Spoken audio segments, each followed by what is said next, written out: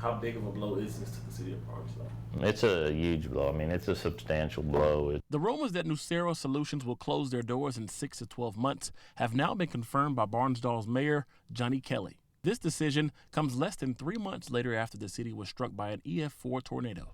The mayor tells me that they have around 100 workers there at one of the biggest companies in town. He says from what he has learned, the oil refinery plans to scale down to 50 workers in the next 6 to 12 months. NuCera Solutions, who is owned by Chase, will leave the city of Barnsdall for good. I spoke with one worker who worked there for over 40 years, who is now retired, but was there the day it was all announced. They were in shock. That a couple of them just wanted to know if it was true, and basically all I could say was yes, it was.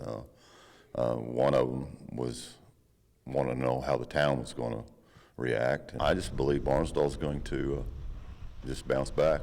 I don't believe it's the end of Barnsdall. I just refuse to believe that God's bigger than that. They call it Barnsdall Strong, and you can see it plastered all over the city and in their hearts as they have to jump over yet another hurdle.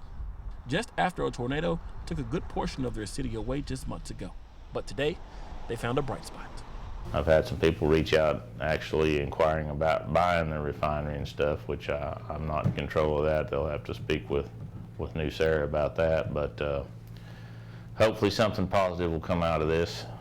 And residents are not giving up on the city of Barnsdall. It was sad, for sure, but the Barnsdall will bounce back. They're good people. They'll be strong. Now, guys, this plant behind me will phase out in 6 to 12 months. All the employees will be paid and employed for another 60 days and will be offered a severance package. We'll continue to follow this story as we get more information.